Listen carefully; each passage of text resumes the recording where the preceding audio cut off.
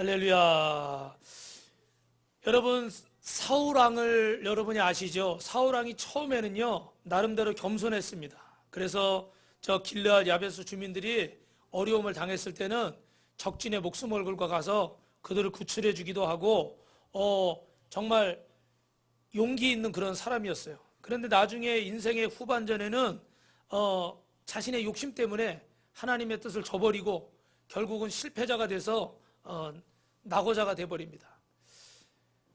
오늘 우리 인생도 처음에는 시작을 잘했다가 나중에 끝이 아름답지 못한 사람이 있어요. 그죠? 근데 또 반대로 여러분 오늘 성경에 나오는 갈렙이라는 사람은요 그 이름이 그니스 사람이다 여러분 이렇게 돼 있죠. 그죠? 이 그니스 사람은 에돔 땅에 거하는 이방 민족이었습니다. 그런데 이스라엘 백성들이 애굽에서 출애굽할 때 그 이방인들하고 같이 이렇게 출애굽을 하게 됐어요. 그래서 이 유대인들 사이에 섞여 있는데 여러분 상식적으로 아시지만 유대인들은 이방 사람을 뭘 취급했습니까? 거의 짐승 취급을 했어요. 그래서 여러분 출애굽기 12장 38절에도 보면 우리 짐승도 보니까 그 혈통이 좋은 거를 뭐라고 부르죠? 순종이라고 그러고 또 혈통이 이렇게 없는 걸 뭐라고 그래요? 막 잡종이라고 이렇게 부르잖아요. 그럼 유대 사람들은 이 갈렙을 뭐 취급했을까요? 잡종 취급을 했어요. 그죠? 그렇게 취급을 받았습니다. 자신의 신분도 환경도 어려웠어요. 그런데 이스라엘이 가나안 땅을 눈앞에 두고 각 지파 12지파의 대표를 한 명씩 뽑아라. 그래서 그 땅을 보고 정탐하고 오게 하자. 그래서 대표를 뽑았어.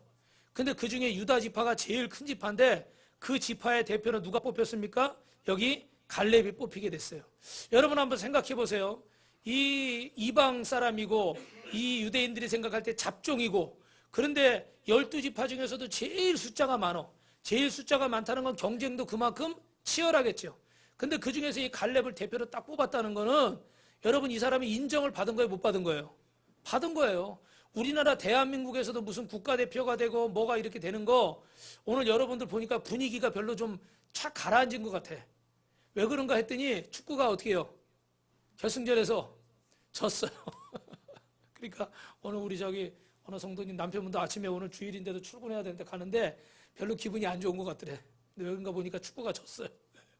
막 우리가 응원했는데 이기길 바랬는데 그런데 그 국가대표 한번 되는 거예요. 여러분 어려워요? 쉬워요? 어렵죠. 그런데 남의 나라에서 이방인이 잡종 취급받던 사람이 국가대표가 된다? 그것도 몇 명을 뽑아요? 한 명 뽑는데 이거 대단한 일이에요? 대단하지 않은 일이에요? 대단한 일이에요. 그죠? 그러니까 여러분 갈렙이 여러분 처음에는 그니스 사람 이방인이고 잡종 취급받고 정말 별 볼 일 없는 사람이었어요. 그런데 하나님과 함께 하시니까 하나님이 그를 높이시고 유다 민족의 대표가 된 줄로 믿습니다. 오늘 여러분 우리 삶의 가정 속에서도 여태까지 어떤 것이 잘못돼서 낙심하거나 또 지금 포기하려거나 이런 사람들도 아마 있을 겁니다. 그런데 중요한 것은 우리가 이 갈렙처럼 최후의 승리자가 되시길 주님의 이름으로 축원합니다. 이번 6월 달에 여러분 말씀 주제가 뭐예요? 우리 사랑으로 승리하자. 그래서 오늘 제목은 여러분 주보에서 보셨겠지만 따라합니다. 최후 승리자가 됩시다. 사울왕은 처음에는 승리했어요. 근데 나중에 승리하지 못했어요. 패배가 됐어요. 근데 이 갈렙은 보니까 어떻게 돼요? 처음에는 패보자고 낙오자였어요. 그런데 나중에는 승리한 줄로 믿습니다. 여러분은 어떻게 되길 원하세요? 결국은 최후의 승리자가 승리자인 줄로 믿습니다. 그래서 우리가 최후의 승리자가 되려면 옆에 분하고 먼저 인사합시다. 성도님, 최후 승리자가 되십시오. 최후의 승리자가 되려면 여러분 어떻게 해야 될까요? 옆 사람하고 한 번 더 인사합니다. 사실을 말하기보다 믿음의 말을 하십시오. 여러분 읽으신 말씀 우리 7절 8절 한번 같이 읽어봅시다. 시작. 내 나이 40세에 여호와의 종 모세가 가데스바네에서 나를 보내어 이 땅을 정탐하게 하였으므로 내가 성실한 마음으로 그에게 보고하였고 나와 함께 올라갔던 내 형제들은 백성의 간담을 높게 하였으나 나는 내 하나님 여호와께 충성하였으므로. 할렐루야. 어떤 마음으로 했다고요? 충성하는 마음으로 성실한 마음으로 보고했다는 거예요. 근데 여러분이 읽으신 말씀에도 나오지만 민수기 13장에 똑같은 말씀이 나오는데 거기에 뭐라고 되어 있냐면 우리가 봤는데 그 본 백성은 우리가 보기에도 스스로 보기에도 계속 본다는 얘기가 나와요. 여러분 이 사람들이 이 짧은 구절 속에서 계속 본 거예요. 근데 긍정적으로 보지 않고 부정적으로 본 거예요. 무슨 얘기입니까? 보는 것 자체가 어떻게 돼요? 이 사람들이 본 게 사실이에요? 사실이 아니에요? 사실이에요. 본대로 얘기한 거예요. 여러분 이 말씀을 많이 들으셔서 아시지만 그들은 본대로 얘기한 겁니다. 그런데 그 말이 여러분 본대로 얘기한 게 잘못된 거예요? 잘못되지 않은 거예요? 잘못되지 않은 거예요. 왜? 본대로 말했으니까 그걸 잘못됐다고 얘기할 수는 없어요. 그런데 오늘 여러분 갈렙은 뭐라고 얘기했어요?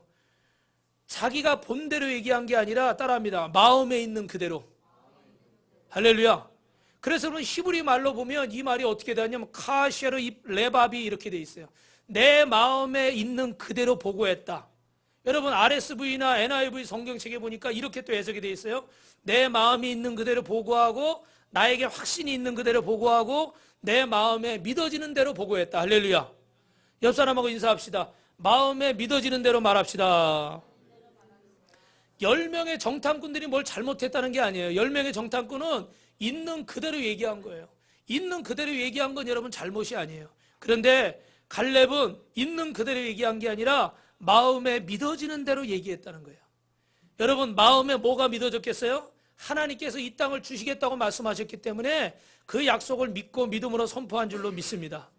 믿음의 사람이 최후의 승리자가 되려면 여기를 보세요. 믿음의 사람이 최후의 승리자가 되려면 눈에 보이는 대로만 말하는 게 아니라 믿음의 말을 할 수 있어야 돼요. 여러분이 세상에 이제 또 주일이 지나고 내일 학교에 가고 직장에 가고 가정에 가고 사업장에 가서 말할 때 여러분들은 사실을 말하는 사람을 넘어서서 믿음의 말을 하시는 분이 되길 주님의 이름으로 축원합니다.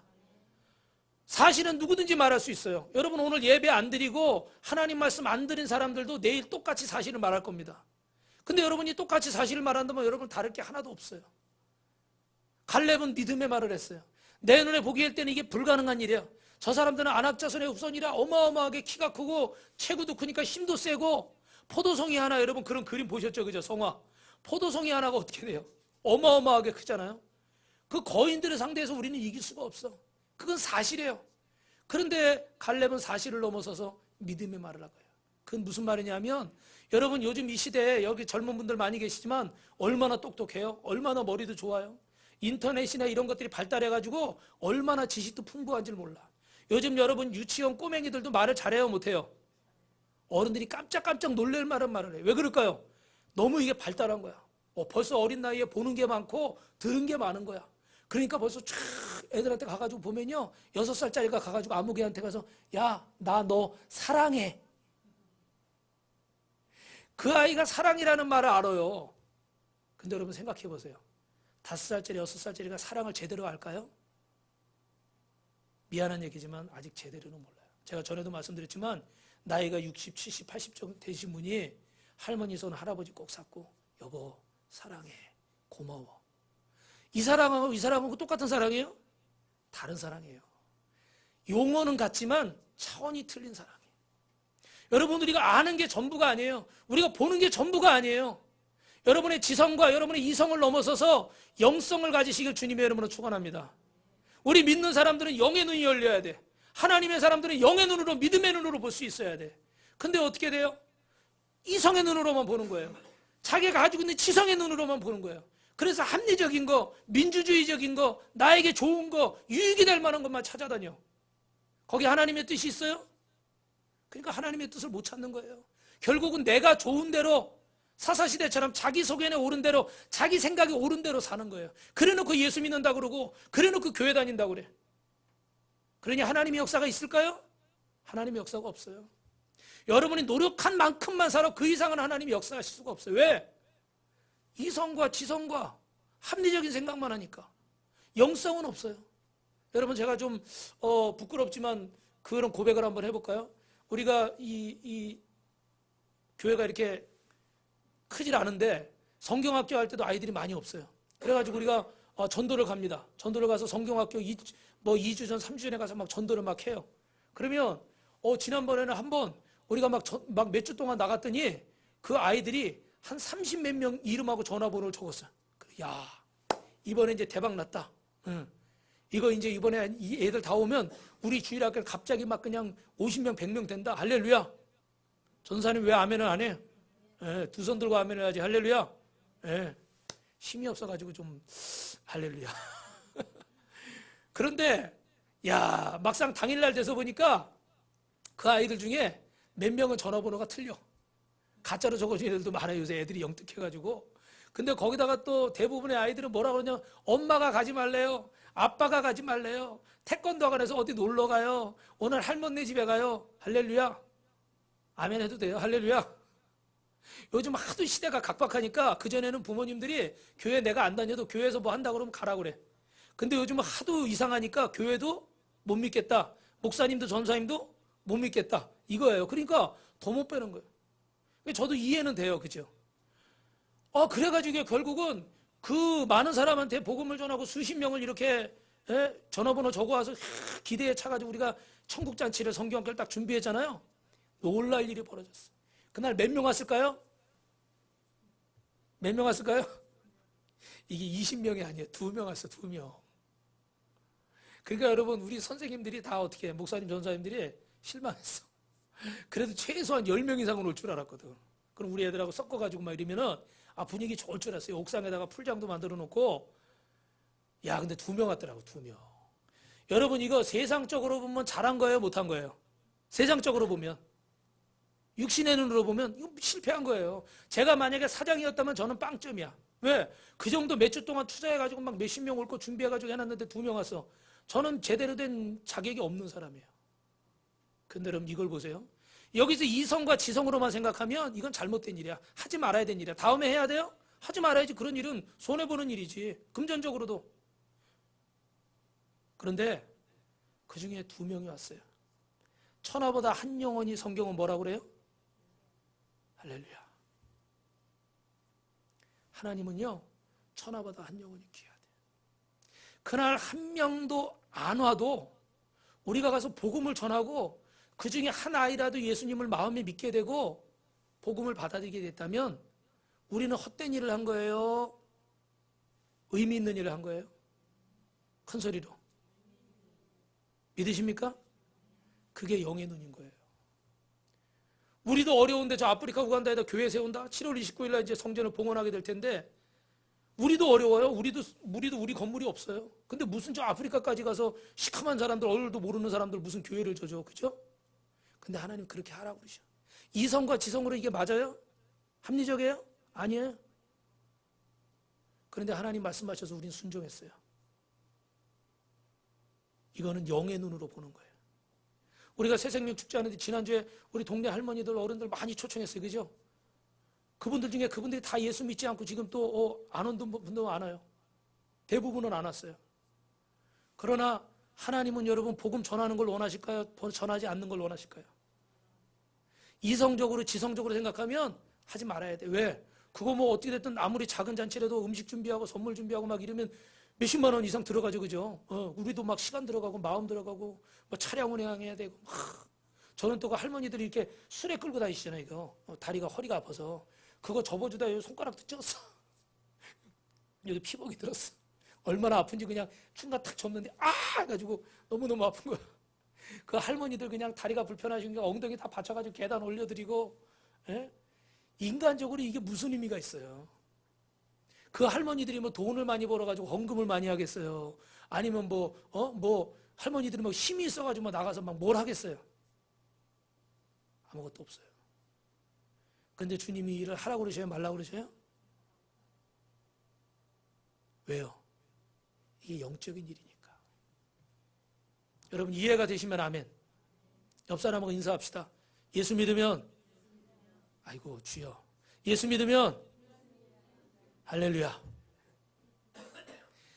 영의 눈으로 봐야 되는 거예요. 영의 눈으로 보지 않으면 신앙생활이 의미가 없어요. 예수 믿는 게 아무 능력이 없어요. 왜? 육신의 눈으로만 보니까 예수 믿어도 기적과 역사가 안 나타나요. 주님이 아무리 나에게 말씀하셔도 아니요 주님 그건 제가 생각해보니까 아니에요. 아유 주님 이건 계산해보니까 제가 손해봐요. 아유 주님 이건 내가 해보니까 부담스러워요. 싫어요. 딴 사람 시키세요. 주님이 역사하세요? 역사할 수가 없어요. 하나님 난 만 원 이상은 못해요. 하나님 역사하세요? 그렇다고 여러분 또 10,000원 얘기했다고 헌금하라고 그 얘기가 아니에요. 우리가 선을 거놓고 우리의 지성과 우리의 이성과 우리의 합리적인 걸로만 다 계산하니까 그 이상은 역사가 나타나지 않는다는 거예요. 여러분, 마가복음 11장 22절 23절에 보니까 우리 끝부분만 한번 읽어볼까요? 마가복음 11장. 자, 예수께서 대답하여 이르시되 하나님을 믿으라 내가 진실로 너에게 이르노니 누구든지 이 산들을 들어 바다에 던지우라 하면 그 말하는 것이 이룰 줄 믿고 마음에 의심하지 아니하면 그대로 되리라. 할렐루야. 아멘 소리가 왜 이렇게 작을까요? 그대로 되리라. 그 말하는 것이 이룰 줄 믿고 마음에 의심하지 아니하면 그대로 되리라. 믿음의 말을 하라는 거예요. 축복을 담을 만한 말을 하라는 거예요. 인간의 말, 부정적인 말만을 하지 말라는 거예요. 여러분, 최근 신경의학계에서도 뇌 속의 이 언어가 중추신경을 움직이는데 모든 신경계를 지배하는 게 있대요.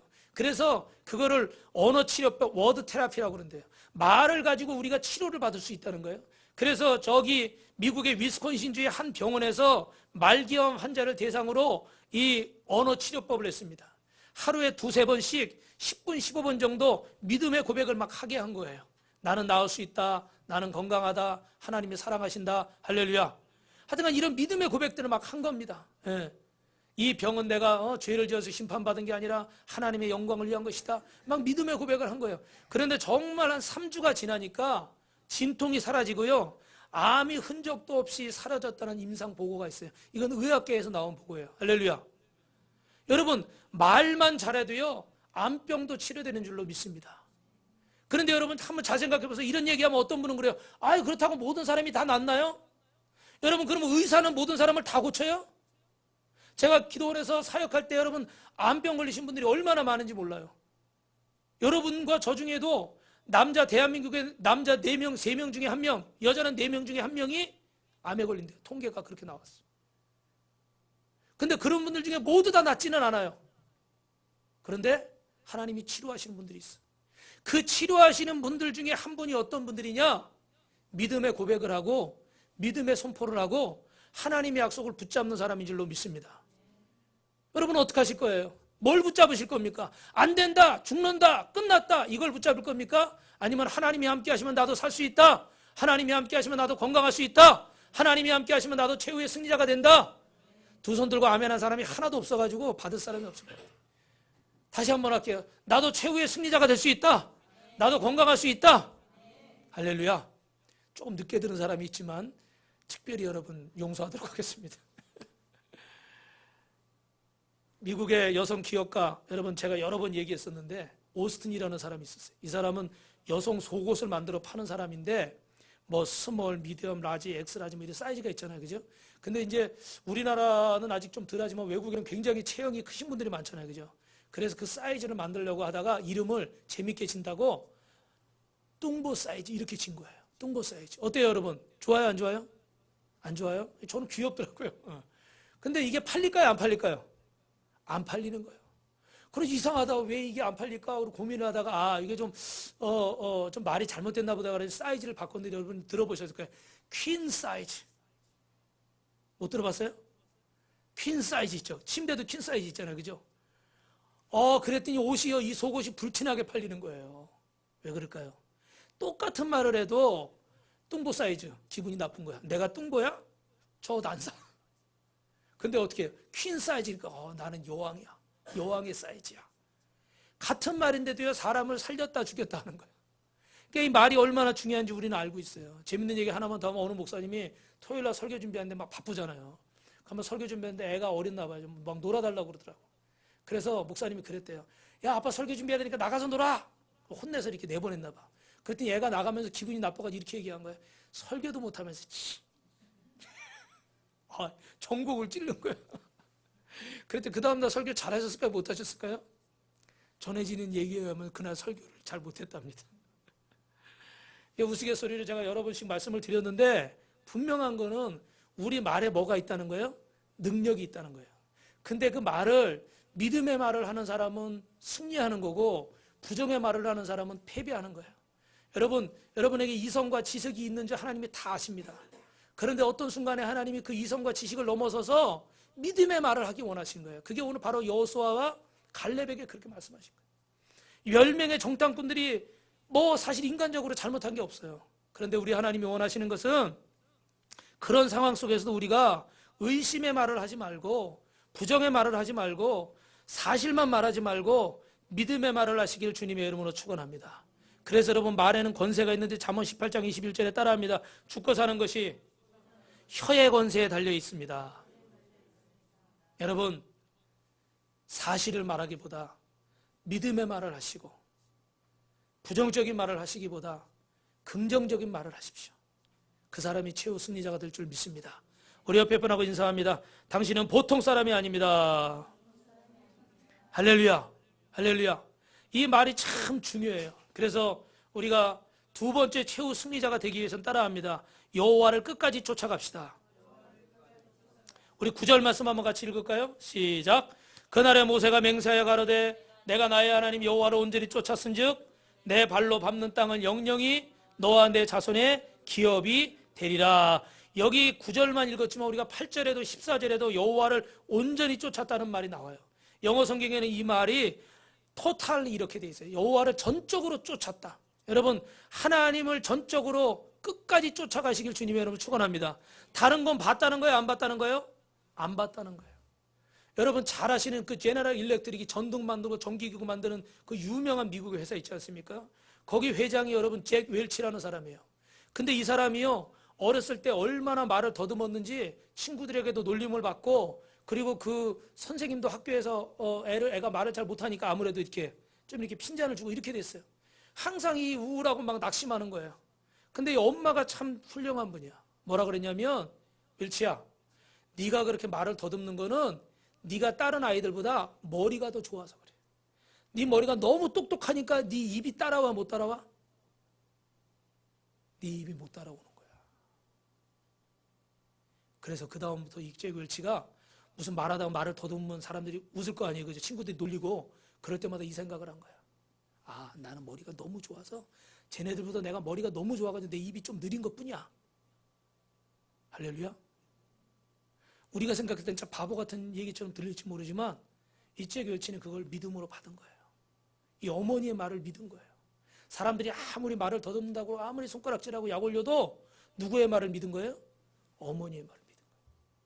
그러니까 이런 세계적인 기업의 회장님이 돼서 그 잭 웰치가 쓴 그 책들은요, 아주 베스트셀러예요. 아마 여러분들 중에도 읽어보신 분들 계실 거예요. 사랑하는 성도 여러분, 오늘 여러분은 누구를 쫓아가고 있습니까? 이 갈렙은요, 40의 정탐꾼으로 부름을 받고 오늘 85세가 되기까지 지금 마지막으로 땅을 분배하면서 이런 자리에서도 여호수아는 끝까지 하나님을 신뢰하고 끝까지 하나님의 약속을 바라보면서 뭐라고 얘기합니까? 하나님이 이 땅을 주시면 나는 지금도 취할 수 있습니다. 할렐루야. 85세면 여러분 죄송한 얘기인데 지팡이 짚고 다녀야 되는 나이입니다. 그런데도 이 땅을 내게 주시면 나는 그 땅을 정복할 수 있다는 거예요. 정복한다는 건 뭐예요? 가서 싸워야 된다는 거예요. 싸워서 취해야 되는 거예요. 근데 85세 된 죄송하지만 이 노인이, 어르신이 어떻게 그 땅을 정복할 수 있겠습니까? 그러나 누가 나와 함께 하시면? 하나님이 나와 함께 하시면. 할렐루야. 한번 따라 합시다. 하나님이 나와 함께 하시면 승리합니다. 여러분, 예수님께서 요한복음 6장에 보니까 오병이의 기적을 일으키셔서 수많은 사람들을 먹이시고 또 기적을 행하셨습니다. 그런데 그 예수님이 이제 내가 죄인들의 손에 잡힐 것이고 십자가에서 죽을 것이고 이런 얘기를 하시니까 많은 사람들이 다 떠났다고 그랬어요. 그래서 요한복음 6장 66절에 보니까 이렇게 돼 있어요. 이러므로 제자 중에 많이 물러가고 다시 그와 함께 다니지 아니하더라. 수많은 사람들이 다 갔어요. 자기한테 떡 줄 때, 자기 필요로 하는 거 줄 때 그때는 있었어요. 그런데 내가 이제 필요한 거를 못 얻으니까 다 가버리는 거예요. 그때 예수님께서 제자들에게 이렇게 말합니다. 너희도 가려느냐? 그랬더니 12제자 중에 한 명인 베드로가 이렇게 얘기하는 거예요. 주여, 영생의 말씀이 계심에 우리가 네게로 가리까. 할렐루야. 영생의 말씀이 주님께 있는데 주님, 우리가 어디로 가겠습니까? 엘리야가 엘리사를 세웠습니다. 그리고 묻는 거예요. 엘리사야, 네가 나에게 원하는 게 뭐냐? 그랬더니 엘리사 선지자가 뭘 원한다고 그랬죠? 갑절의 능력을 주시옵소서.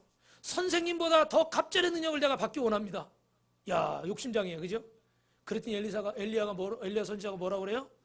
네가 참 어려운 걸 구하는구나. 네가 만약에 어려운 걸 구했지만 내가 하늘로 승천하는 거, 하나님이 나를 올리시는 걸 네가 보면 너에게 소원이 이루어지리라. 이게 무슨 얘기일까요? 누구를 끝까지 쫓아가면, 엘리야 선지자를 끝까지 쫓아가면 너에게 소원이 이루어질 거라는 거예요. 최후 승리를 얻을 것이라는 거예요. 믿으시면 아멘. 여러분, 어떤 사람이 최후 승리를 얻습니까? 끝까지 쫓아가는 자가 최후 승리를 얻게 될 줄로 믿습니다. 제자들 중에도 5,000명이 넘는 사람들이 와서 먹고 마셨습니다. 혜택을 봤어요. 그런데 정말 마지막에 하나님의 은혜를 받은 사람들은 누구예요? 최후까지 은혜를 받은 사람들은 영생의 말씀이 주님께 있는데 우리가 어디로 가야 될까? 요즘은 어때요? 뻥끗하면 죄송합니다. 가정도 갈라지고 학교도 안 가버리고 직장도 막 옮겨버리고, 예? 교회도 막 마음대로 막 옮겨버려. 뭐 그냥 뭐 나라도 막 이민도 막 가. 여러분, 최근 2, 3년 동안 저 호주로 이민 간 사람이 그렇게 많대요. 여러분 잘 모르셨죠? 우리 교회도 호주로 이민 간 분 계시잖아요. 그죠? 뭐 하여튼간 무슨 이유에서인지 이민 간 분들이 그렇게 많다는 거야. 그냥 마음에 안 들면 막 대한민국 뭐 헬조선이라고 그래가지고 막 이민을 막 가버려. 뭐든지 내 마음에 안 들면 그냥 마음대로 막 옮겨버리고 바꿔버리고 떠나버리고 그런 시대에 살고 있어요. 그런데 여러분, 최후의 승리를 얻는 사람은 어떤 사람이라고요?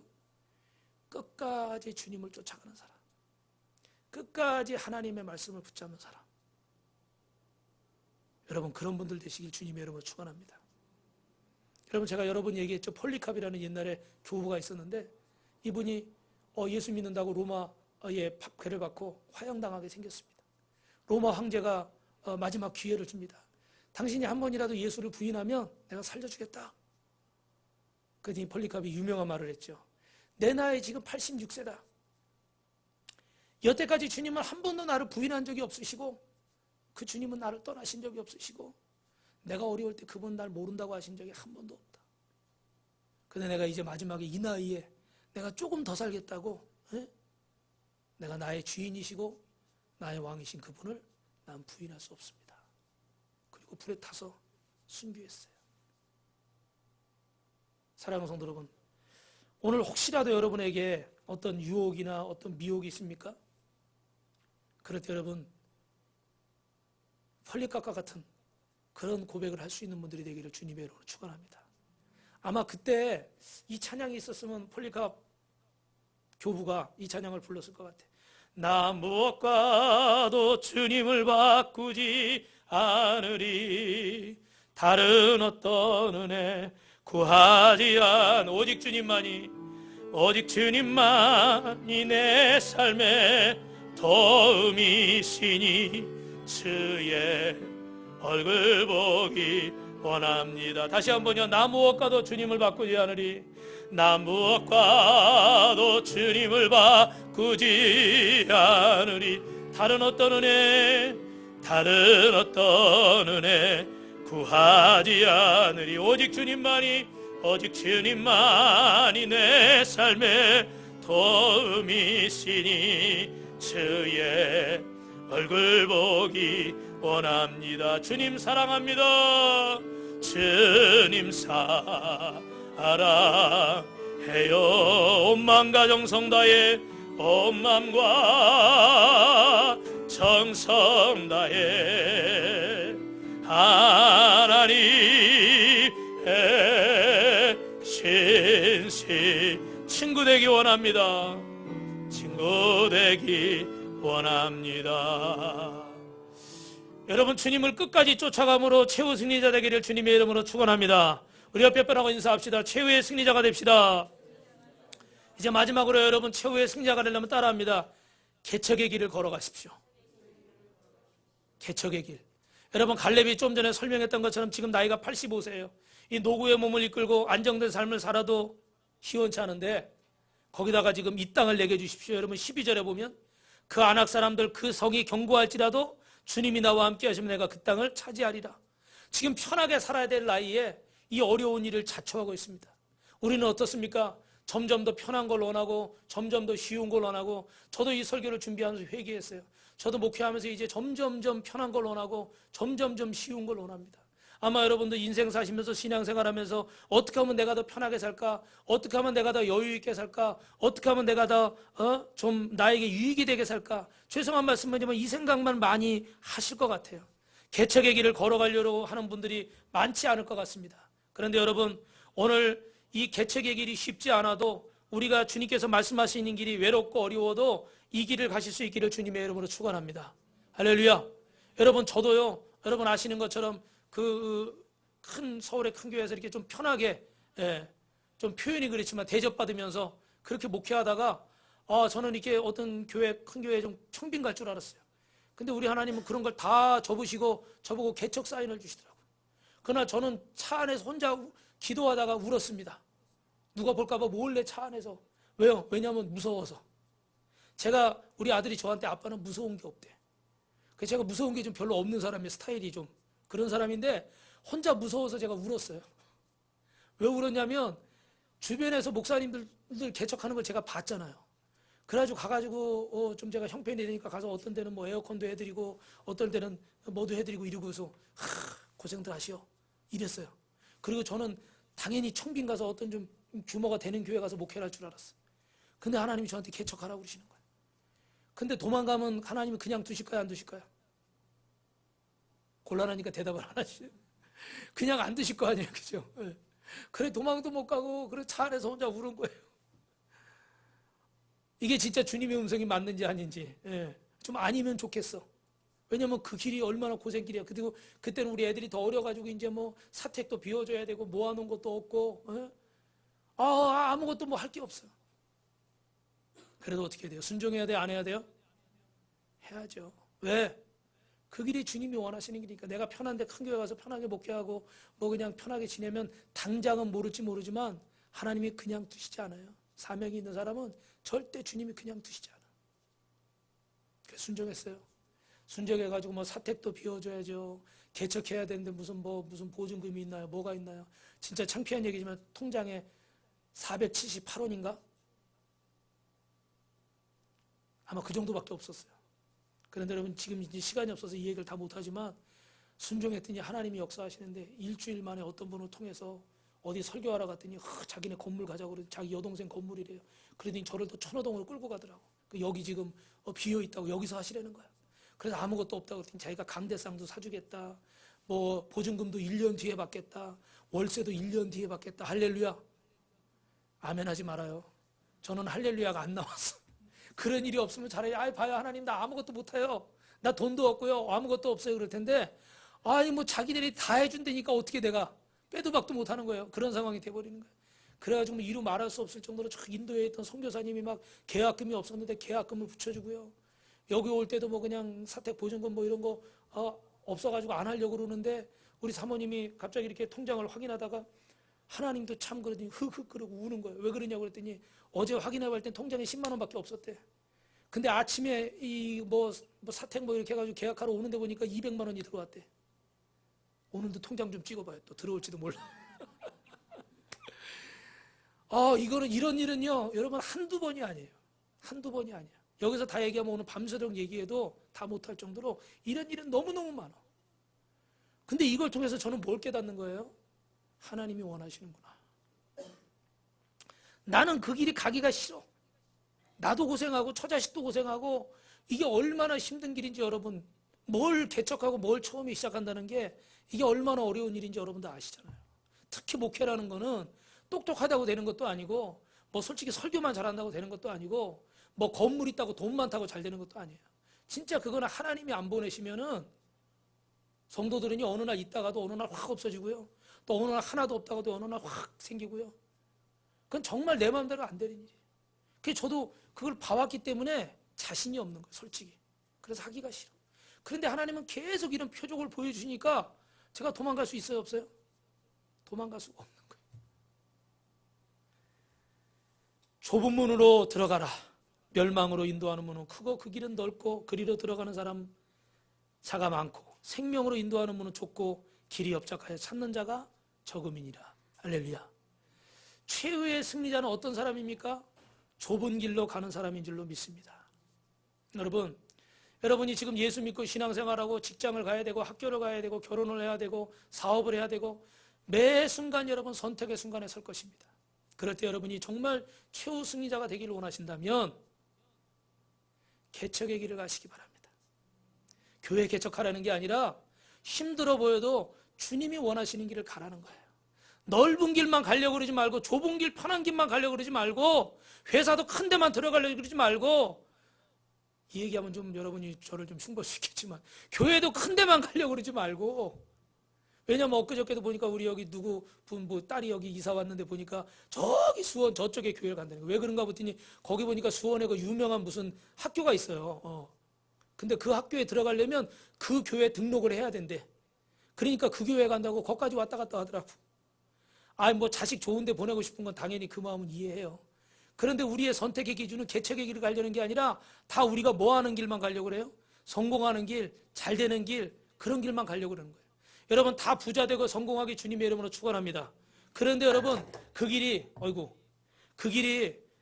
큰 길, 넓은 길로만 가서가 아니라 여러분 좁은 길로 가서 하나님이 주시는 놀라운 축복과 기적을 체험하시길 주님의 이름으로 축원합니다. 다른 사람 다 가는 그런 쉬운 길 말고요. 정말 나 아니면 이 길을 갈 수 없는 길. 그래서 주님이 나보고 가라고 그러시는 그 길이 있어요. 이 얘기하고 마칠게요. 여러분 어떤 분이 22살 때 램프 제조업을 하다가 판매를 하다가 재산을 탕진했습니다. 그리고 39살 때는 주유소를 찾았어요. 근데 대공황이 와가지고 전 재산을 날렸어요. 그리고 40살 때 40살 때는 주유소를 경영하다가 또 그 옆에 식당하고 모텔까지 차렸는데 그 운영하다가 아들이 죽는 일이 생겼어요. 그 아들을 잃고 큰 슬픔에 빠졌습니다. 그런데 49살 때는 화재가 나서 식당과 모텔이 다 타버렸어요. 다시 재기를 노리고 66세 때는 고속도로 건설하는데 레스토랑을 차렸어요. 근데 그것도 망해서 또 문을 닫았습니다. 이제 완전히 절망하고 아들까지 잃고 그는 정신병에 걸렸습니다. 그러니까 사랑하는 아내도 어떻게 돼요? 이 사람 봐도 인생이 풀려요, 안 풀려요? 안 풀리는 인생이야. 당신 난 더 이상 이제 당신하고 못 살겠다. 그 60 넘으신 분이 남편을 버리고 아내마저 떠나버렸어요. 66세에 정신병원에 입원하고 혼자 됐어요. 도무지 어떻게 빠져나갈 방법이 없습니다. 그런데 어느 날 정신병원에 앉아 있는데 찬송 소리가 들리는 거예요. 너 근심 걱정 말아라. 주 너를 지키리. 주 날개 밑에 거하라. 주 너를 지키리. 주 너를 지키리. 아무 때나 어디서나 주 너를 지키리. 늘 지켜주시리. 우리 382장 같이 찬양합니다. 어려워 낙심될 때에 주 너를 지키리. 위험한 일을 당할 때 주 너를 지키리. 주 너를 지키리. 아무 때나 어디서나 주 너 지키리. 늘 지켜주. 너 쓸 것 미리 아시고 너 쓸 것 미리 아시고 주 너를 지키리. 구주의 품에 거하라. 그의 품에 거. 주 너를 지키리. 주 너를 지키라. 주 너를 지키리. 아무 때나 어디서나 주 너를 지키리. 늘 지켜주. 마지막 4절입니다. 어려운 시험 당해도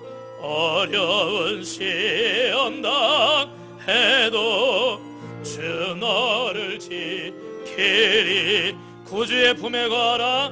구주의 품 거하라. 주 너를 지키리. 아멘. 주 너 지키리. 아무 때나 어디서나. 아멘.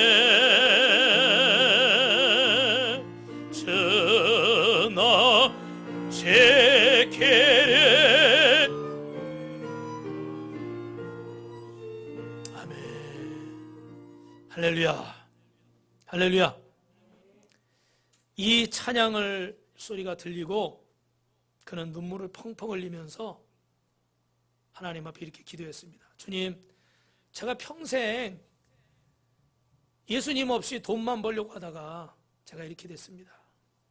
주님, 저를 불쌍히 여겨주시고 제 잘못을 용서해 주십시오. 저를 도와주십시오.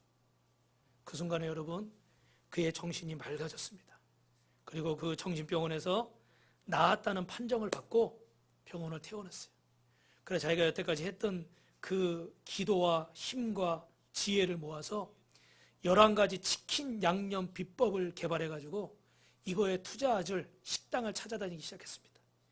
찾아다니다 보니까 미국 전역에 1008개의 지점을 다 찾아다녔는데 거기 트럭에다가 압력솥, 양념통 이래가지고 이거 자기 요리를 보여줘야 되니까, 맛보여줘야 되니까 1008개를 찾아다녔는데 아우, 나는 당신 같은 노인한테 투자 못합니다. 다 거절했어요. 그런데 마지막에 1009번째, 몇 번째요? 1009번째 방문한 식당에서 오케이, 이 정도 마시면 내가 투자하겠습니다. 그래가지고 세워진 게 여러분 잘 아시는 KFC. 거기 가면 이제 하얀 머리, 하얀 양복 입고 머리 하얗고 수염 하얀 할아버지가 지팡이 들고 서 있잖아요. 그죠? 그분 이름이 커넬 샌더슨이에요. 지금은 전 세계에 3만 개가 넘는 점포가 세워졌어요. 할렐루야. 여러분, 90세에 그가 세상을 떠날 때 전 세계 48개국에 6천 개 점포, 지금은 3만 개가 넘어요. 90세까지 장수하고 하나님의 복을 누린 줄로 믿습니다. 저는 참 이게 대단한 게, 여러분 죄송한 얘기지만 나이가 들면 60세가 넘고 막 이러면요, 기력이 쇠하니까 뭐에 도전하기가 힘들대. 목사님들도 그래. 60 넘으면 뭐 하기가 어렵대. 근데 나이 90세까지 그렇게 실패했는데도 끊임없이 도전한 거예요. 그래서 최후 승리자가 됐어요. 어떤 정신이 있지 않은 거예요? 개척 정신이 있지 않은 거예요. 도전한 거예요. 여러분 잘 되시기 바랍니다. 편해지시기 바랍니다. 풍성해지시기 바랍니다. 그런데 편한 자리만 찾지 마세요. 풍성한 자리만 찾지 마세요. 도전하세요. 도전하면 그 안에서 하나님이 여러분을 풍성하게 하시고 최후 승리자가 되게 하실 줄로 믿습니다. 우리가 지금 당하는, 여러분이 당하는 고난과 어려움은 장차 나타날 영광과 비교할 수 없는 줄 믿습니다. 할렐루야.